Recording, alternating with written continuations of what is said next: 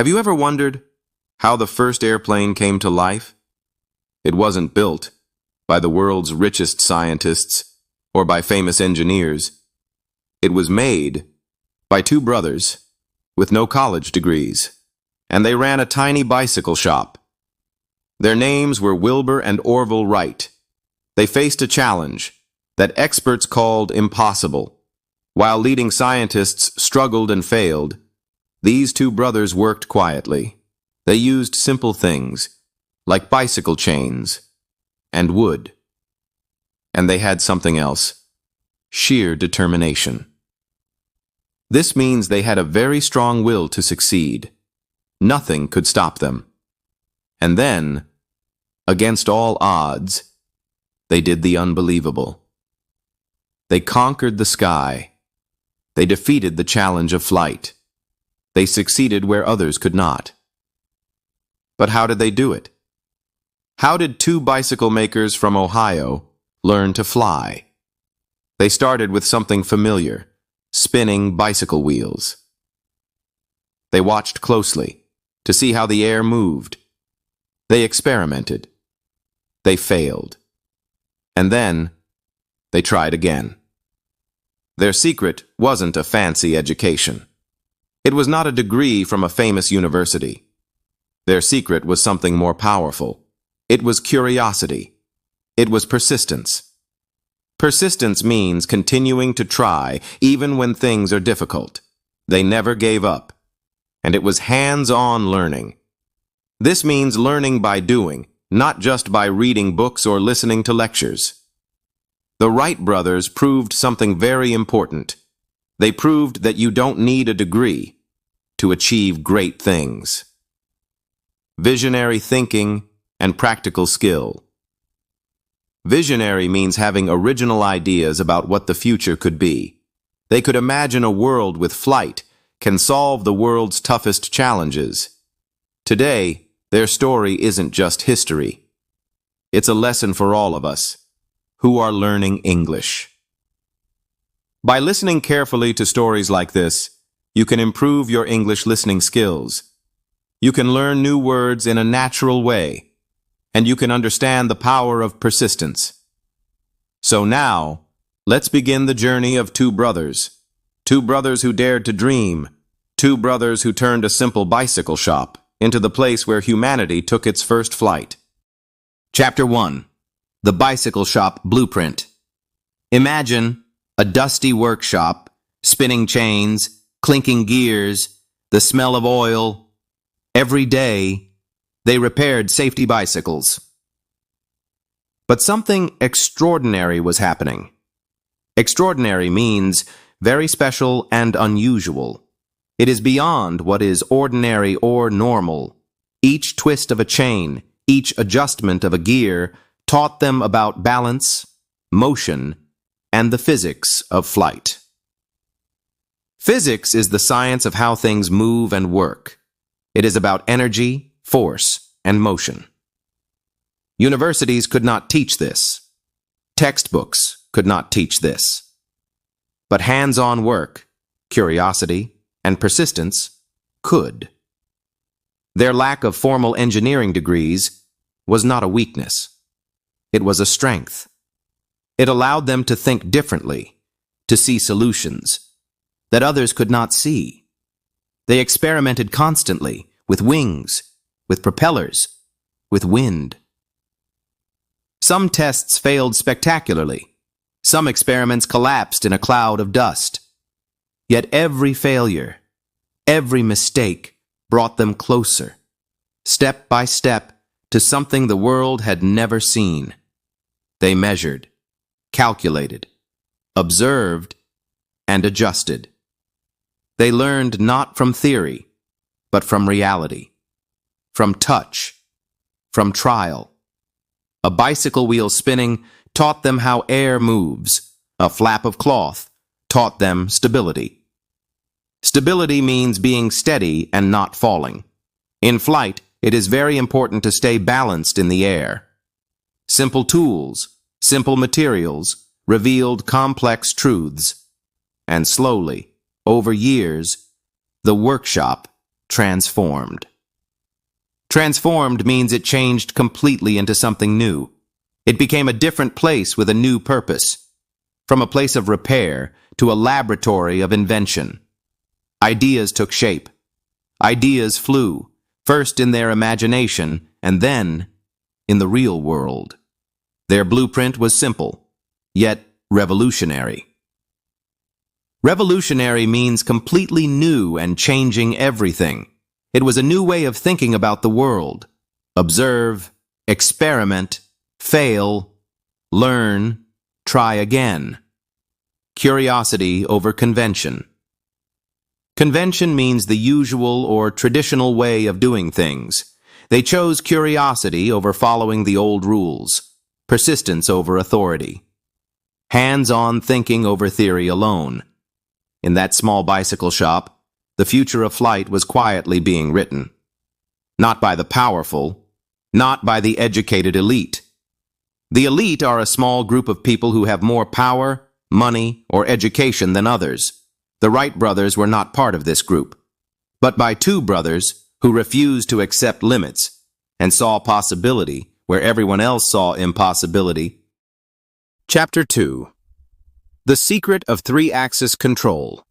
Most inventors of the time were obsessed with engine power.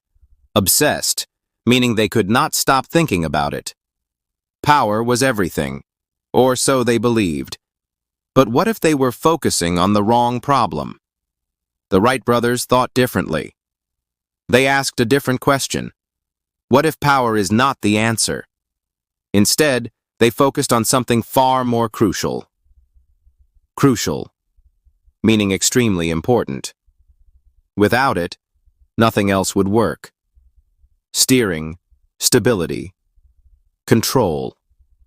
Three simple ideas, but together, they held the secret to flight.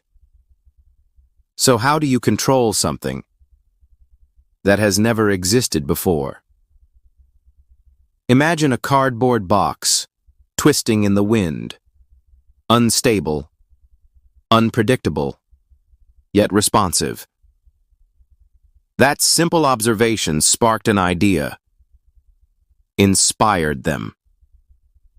Inspired, meaning it gave them a new way of thinking, a creative breakthrough, wing warping. A strange word, but a powerful concept. Wing warping. A way to manipulate airflow.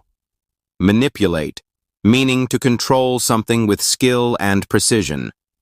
They learned to shape the air, to bend it, guide it, control it. Not with force, but with understanding.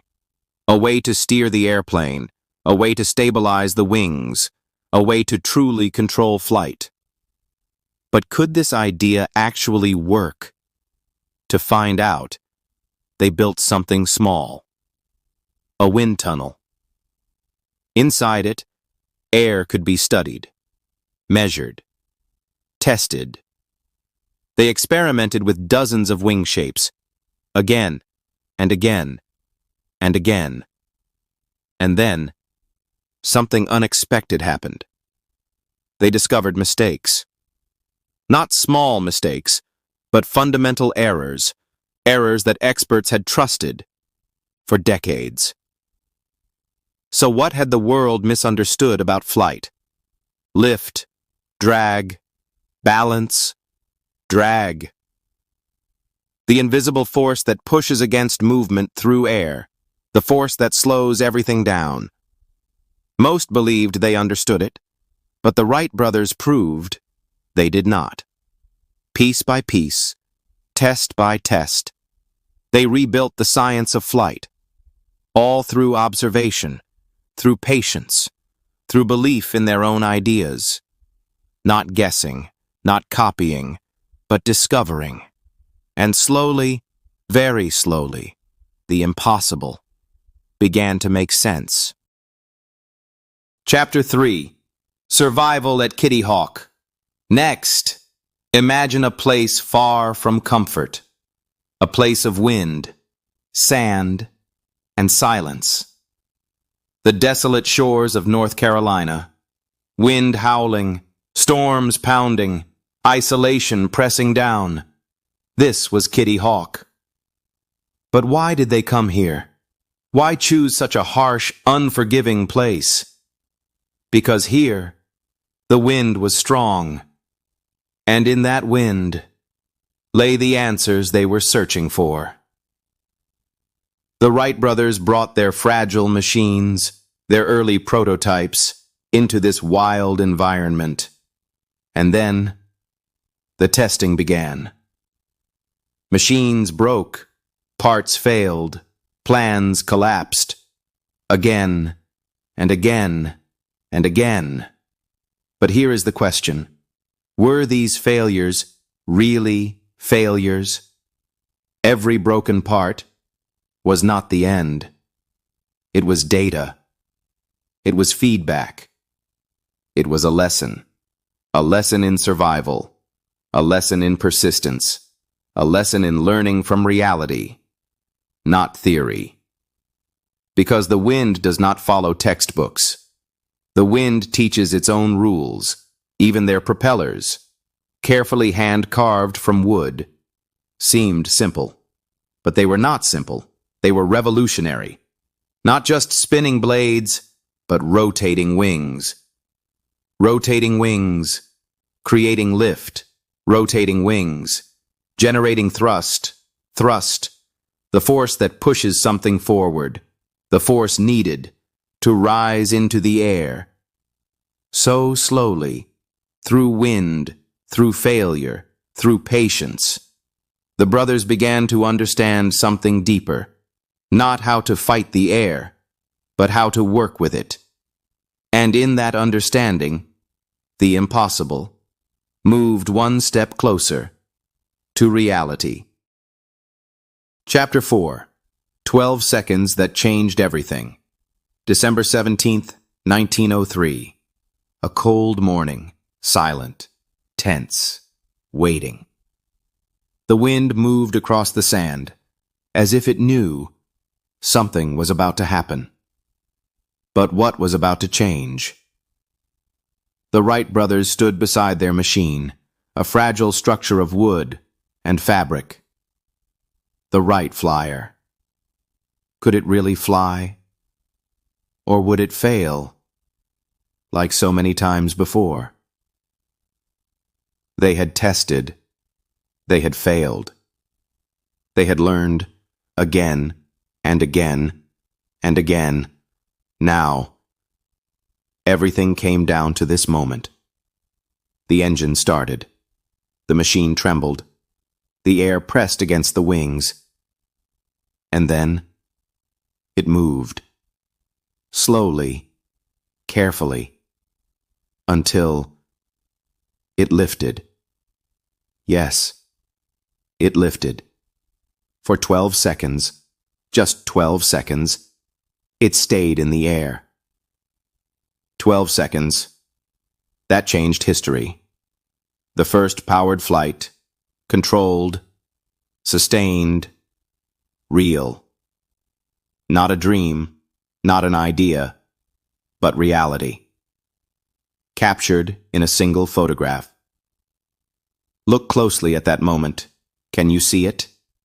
A machine in the air, a man running beside it, and the exact second, humanity left the ground. But here is the surprising part. The world did not believe them. 2 bicycle mechanics from a small shop had done what experts, engineers, and institutions could not. It sounded impossible. And so, many ignored it.